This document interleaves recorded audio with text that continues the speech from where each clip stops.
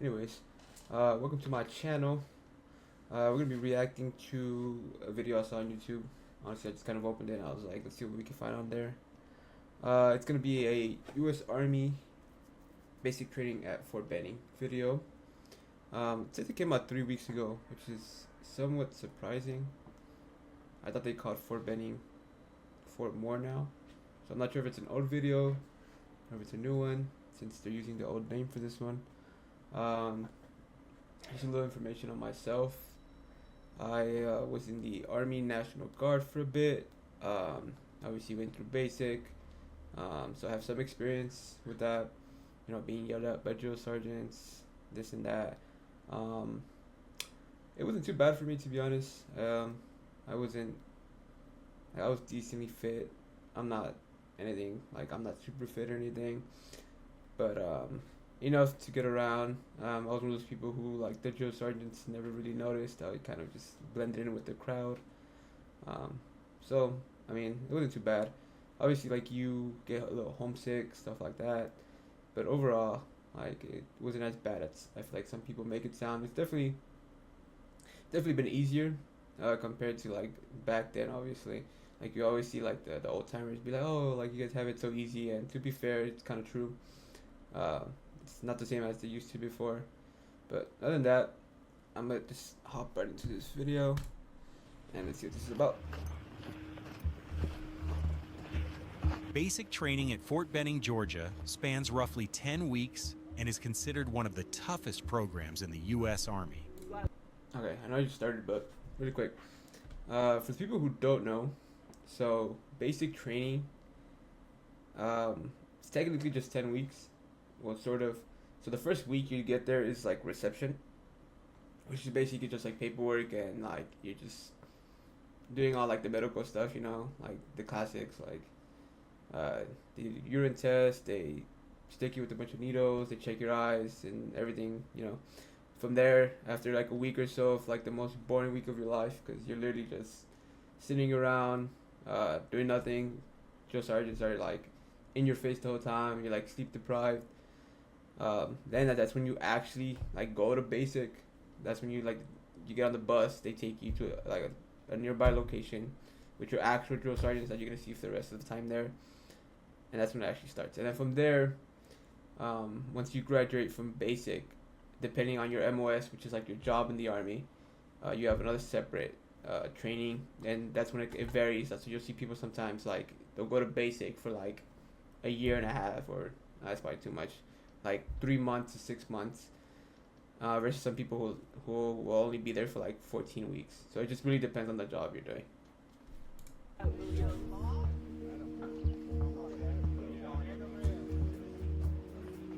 They got these guys climbing rope. Fort Climbing Benning rope. is home to the U.S. Army. Let me pause it one more time. Climbing rope isn't hard once you get like the technique down, but if you don't know the technique, you're just gonna be struggling the whole time you're there. You're gonna be puffing and kicking, and just you're gonna be in the same spot the whole time. Army Infantry School, graduating more than 60,000 soldiers annually.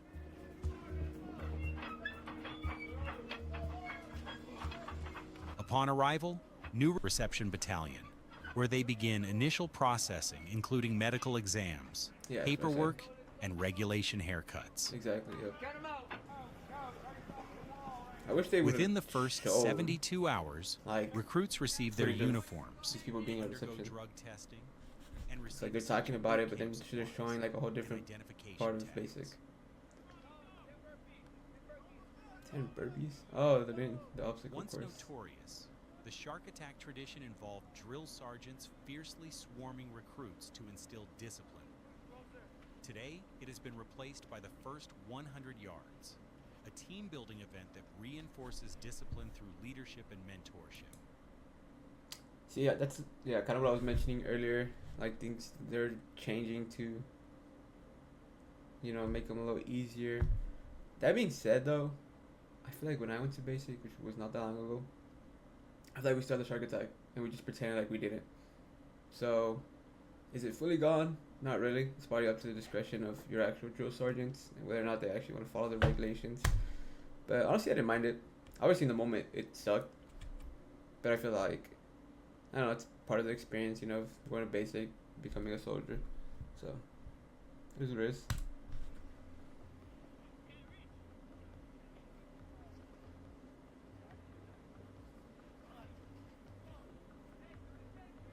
Early on, recruits learn the soldier's creed, Army values, and the importance of executing orders with precision.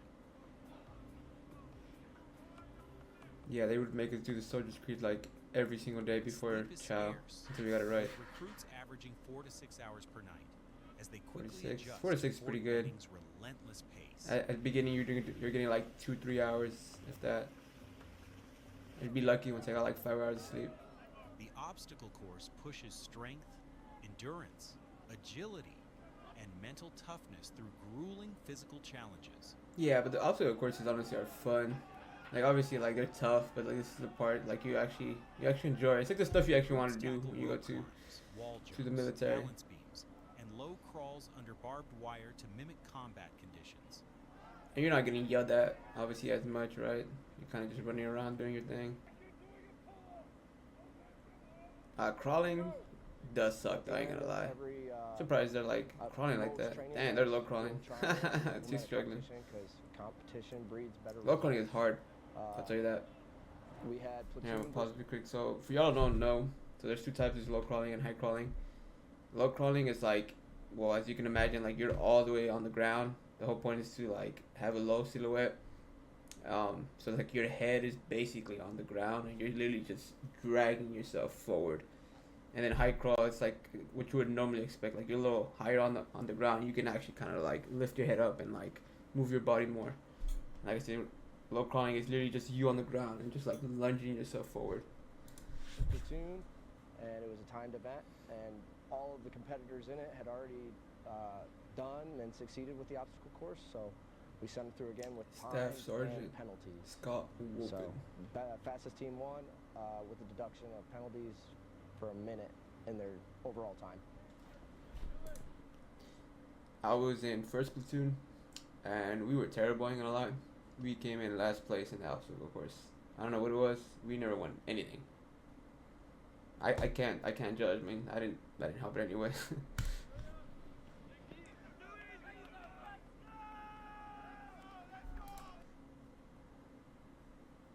They have like these like PT belts.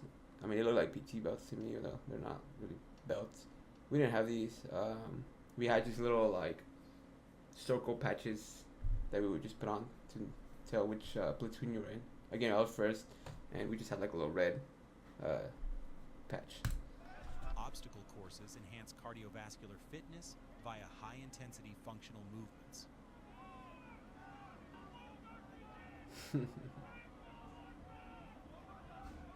Studies indicate these courses can burn up to 600 calories per hour, offering a high-impact full-body workout. 600 calories is crazy.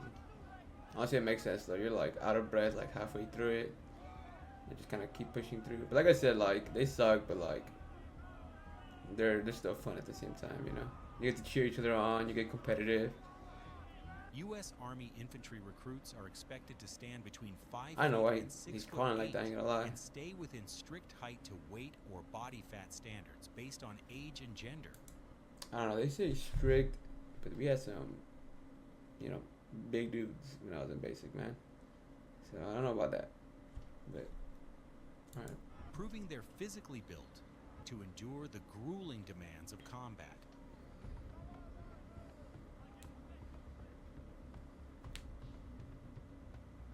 The gas chamber is a crucial exercise, preparing soldiers to survive chemical attack scenarios using their M50 gas masks.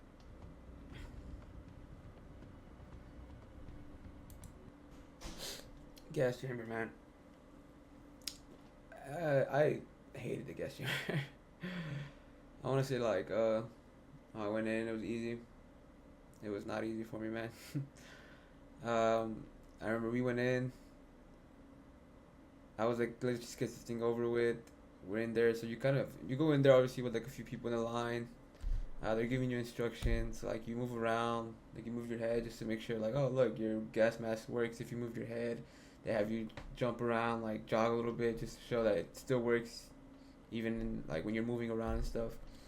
And once you do all that, they have each person kind of like lift the mask up one by one. You take a breath in, you feel the burning sensation, and then you put it back. And then obviously everybody does that. So once everybody finishes that, that's when they tell you, okay, like I forget how long you have to be in there for, but you have to be in there for a certain time with the mask completely off. The only thing about that is that since like you're in there with more people, the time only starts when everybody removes their mask. And as you can imagine, 99% of the people ripped their mask off when they told us to, and there was one person who didn't. So we got an extra maybe like 15 to 20 seconds of us waiting for that one person to rip their mask off. They just did not want to. The drill sergeants were like yelling at them to remove it, and I guess they eventually got her to remove it. So that sucked. Yeah, I took my mask off. I took one breath in and immediately felt it. It was horrible. I started coughing. My eyes were crying. I honestly thought I was gonna throw up in there. Like you start coughing so violently. Like if I had food in my system, I probably would have thrown that up. And then I just remember seeing the light rush in as they opened the door, and I was like, well, that's my way out. Couldn't even open my eyes, but I was like, I can see the light, and that's where I'm going to. So I made it out. But would I ever do it again? Probably not. CS gas, formerly called chlorobenzamylonitrile, induces burning sensations in the eyes, throat, and skin.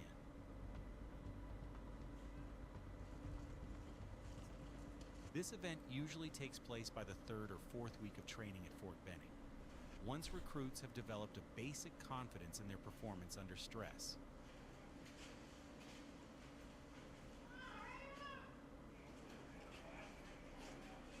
It's designed to build soldiers' trust in their protective equipment during real-world exposure. Right.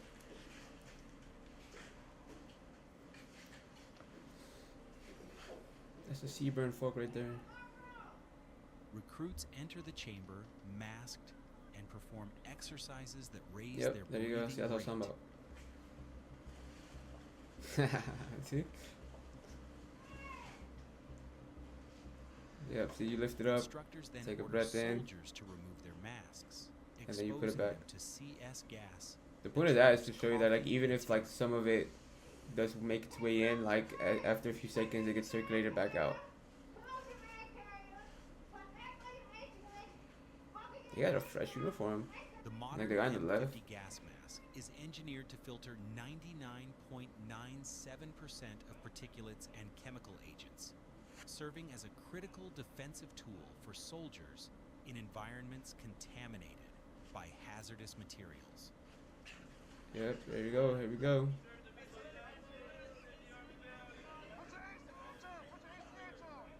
Exposure generally lasts 20 to 60 seconds, long enough to teach 20, soldiers 60. to remain calm under pressure.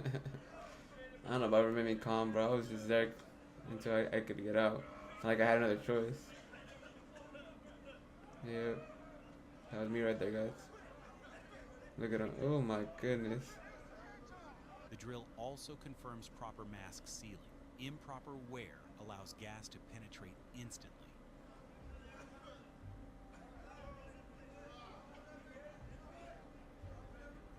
This is some good footage, actually. Despite discomfort, CS like usually they gas don't show you is this much. non-lethal, and symptoms fade 15 to 30 minutes after exposure.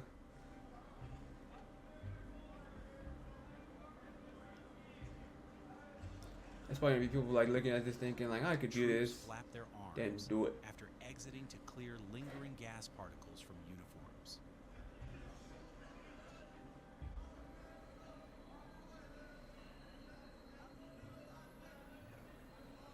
Drinking water afterward is discouraged as it spreads chemical Yeah, who residue the fuck in is the drinking mouth water and after throat.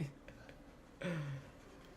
You go out and you start flapping your arms like a bird. So it's funny. While some recruits might experience mild coughing or skin irritation for a few hours after exposure, most symptoms diminish quickly with little lasting effect. Yeah, you're usually pretty good. Like after a few minutes, to be honest. Let's go. Open your eyes. Open your eyes. Keep them closed. Similar chemical warfare training is conducted at installations across the other branches of the U.S. military, including the Marines, Navy, and Air Force. Damn, the Air Force be doing stuff like this. On a scale from 1 to 10. Not the Air Force. The rappel tower trains soldiers to Ooh. descend safely using Alright, before we ropes. watch them actually do the rappel tower, gotta get my little skill first. So right now what you're looking at is you do a little like mini version of the rappel tower, just to kind of practice like just the like getting on there and getting off basically. It's like how you have to kind of do. You kind of sit back and then you like you get into like a squat position off the wall, then you like jump, you like go, and and you just keep doing that the whole way. And then from there you actually get on the actual rappel tower. The rappel tower honestly is scarier. Not scary, sorry. It's not as scary as it looks. You get up there, it feels scary, but once you actually start like getting down, you're like, wow, that was like what, 10 seconds? And like you're not even looking down, so it's like it goes by pretty quickly. If you're scared of heights, it sucks. Like the scariest part honestly is going up. Getting down, it goes by super quickly. And harnesses from significant heights. Oh, by the way, for the harness, you don't get an actual harness. They give you a rope and they show you how to tie it around your nuts very tightly. And they're like, alright, you're good to go. Standard Army rappel towers range from 40 to 60 feet, simulating buildings or cliffs. Do they have an actual harness? No, right? Recruits are trained in the Australian rappel technique, descending they- face first. they have like an so actual maintain harness. Visual contact with Alright, the maybe it's just ground my so basic. They're like, fuck you guys. Yeah, see, so you kind of like lean back a little bit and you just jump. Yeah, he's not jumping. He's not letting go enough of the Tower rope. training builds So he's jumping like confidence, 2 inches equipment every time. trust, and conquers fear of heights, critical for combat operations. Come on, guys. So the arm behind you is the one that's like controls how much of the rope is going. So as you jump, Instructors you teach like proper bring hand it outwards placement, and then you bring it footwork, back in to and stop. speed control before full tower descents. And the person at the bottom is like your safety. So if you fall, they hold it and then like you'll be good to Maintaining go. a strong brake hand throughout the descent Yeah, that's what is it's called, brake hand. emphasized as it directly controls speed and prevents dangerous free falls. Yes, like seeing them like if any look they just look funny. They don't look scary Soldiers anymore. master the T-brake position, allowing them to stop mid-descent in emergencies. I should always choose the smallest person to be like your safety at the bottom. I'm like, I don't know if I trust these people with my life, but okay. The tower helps simulate cliff drops, helicopter insertions, and urban warfare maneuvers.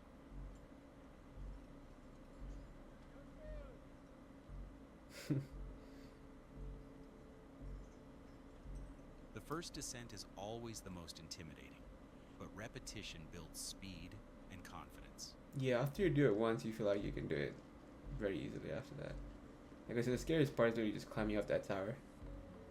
Each recruit is required to complete at least 2 full descents, Two full one using descents? the traditional I did backward once. method, and another That was it. using the face-first Australian technique. Face first, we did not do that one.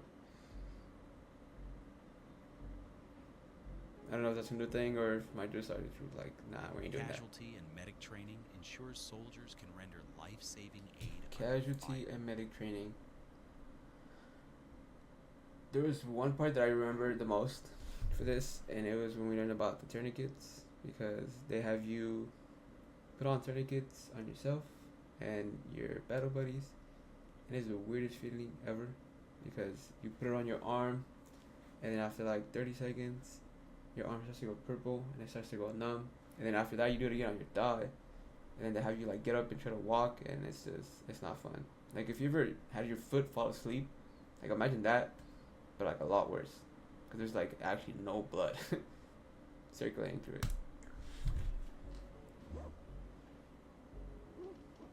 Troops learn tactical combat casualty care using the MARCH protocol. They got the U.S. Army for patch. treating wounds in That means they battle. like basically done. 12 o'clock, 50 meters.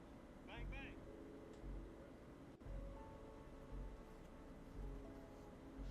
Tourniquet application is emphasized, Mm-hmm. as uncontrolled bleeding causes most combat deaths. Yes, if you don't know, the purpose of a tourniquet is like if for some reason like you have a huge puncture, it's obviously for like blood hemorrhaging, which means like when you're losing blood from somewhere.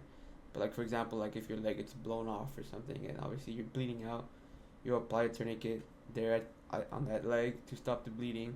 Sometimes like you sacrifice the limb, but it's like either your leg or your life, so it's like the choice is kind of obvious at that point. Also though, like they're supposed to be applied like really on there, like you can like you sometimes break bones when you apply a tourniquet, so like it's definitely a painful experience.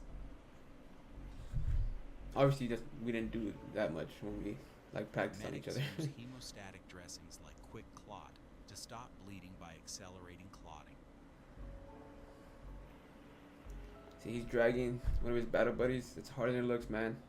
Those things are heavy. Machine gun training familiarizes troops with weapons like the M240B and M249 SAW for suppressive fire. See, we didn't do this either, so I don't know if this is. Oh, this is. I'm a little dumb. I just realized it says Army Infantry, which makes sense because Fort Benning. I don't know why I didn't think about that. But yeah, I didn't do any of this. The only weapon we shot was Recruits M4. are trained to handle a full arsenal, from rifles and machine guns to shotguns, grenades, and demolition.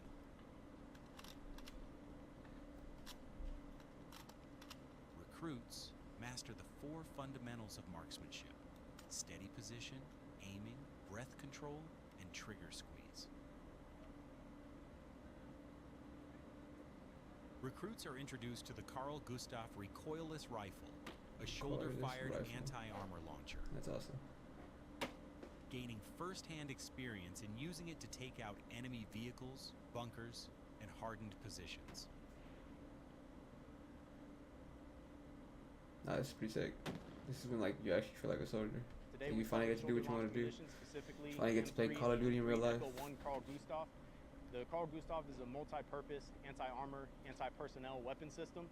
Today we went over specifications and components of both weapon systems before we got each of the trainees hands-on experience with the system.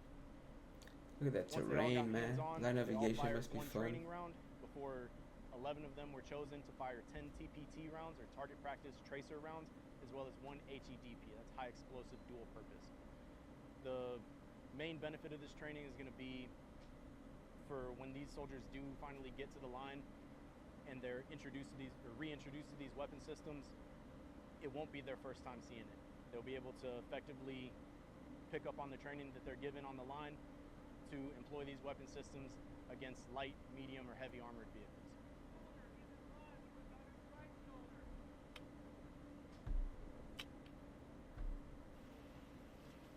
Standard So that's rifle like a high marksmanship crawl, centers where, around like, your the head's a little M4 higher. carbine, a 5.56 You get to move your body more, millimeter use more of that gas-operated rifle momentum. capable of both semi-automatic and fully automatic fire.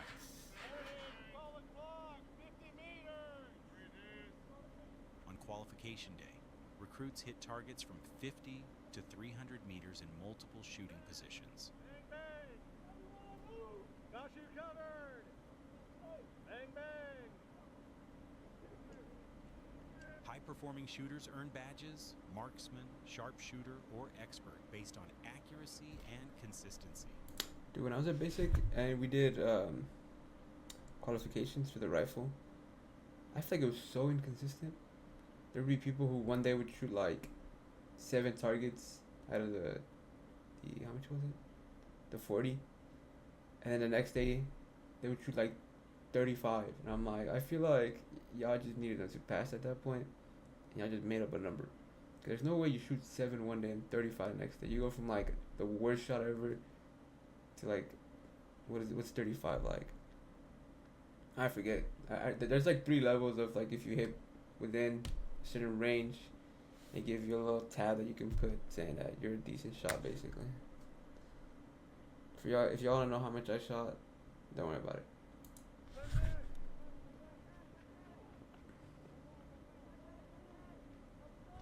Also, the little bang bang they're doing. If y'all think y'all going into basic, and you're gonna be firing so much live ammo. You're gonna spend more time making all those noises with your mouth than actually shooting. Okay, not to burst your bubble, but they don't got money like that. Battle drills teach reactions to enemy fire, reloading quickly, and firing while moving.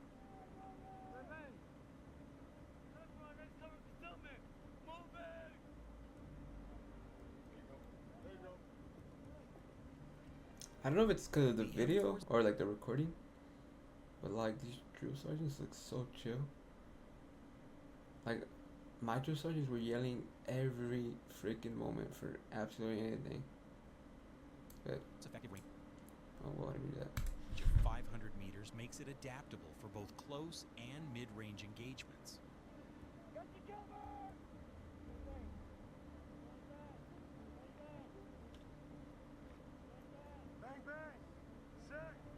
Routine maintenance includes disassembly, cleaning, and reassembly to ensure weapon reliability.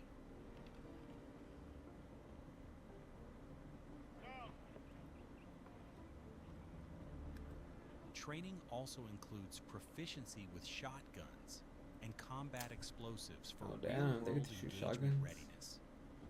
Oh yeah, see that's what we're doing right now is the low crawl.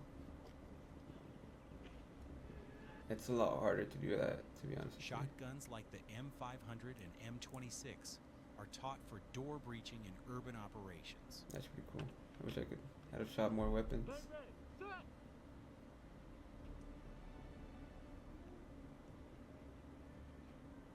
We did do the grenades though. That's the one we did. Fort Benning is nicknamed the Honestly, the grenades is kind of overrated though. Like, they very like, it's like watered down, very like they make it where like you do the bare minimum.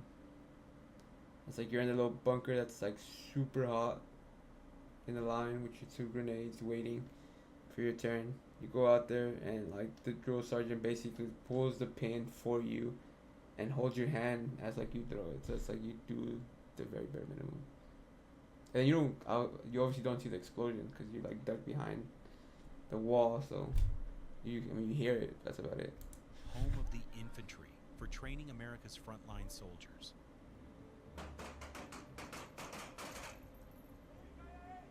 Those are blanks, Many by the recruits way, remain for embedded for anyone both who doesn't know basic that. training and field training through the one-station unit training model.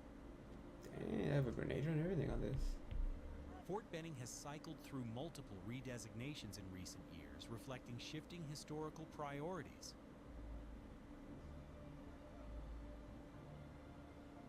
After becoming Fort Moore in 2023, it reportedly reverted to Fort Benning in 2025. This time, Wait, what? Hold on. Oh, they went back to Fort Benning. That's why I was like, what? This video must be old. I didn't know they changed the name back. Honestly, I support it. I just like changing of names, like, for what? Just leave it how it is. Cool. That was a good video, honestly. I feel like they showed a lot more into certain events than they usually do, so I like that. Let me know if you guys want to see more reaction videos. Obviously there's gonna be more reaction videos, but more like army, military reaction videos. Maybe I'll do one on like OCS. I was in OCS for a bit. I won't lie, I dropped out soon after. But I talk about that next time once I do the video. I'll share my experience on that. But yeah, thank you guys for watching, and I hope you guys have a great day.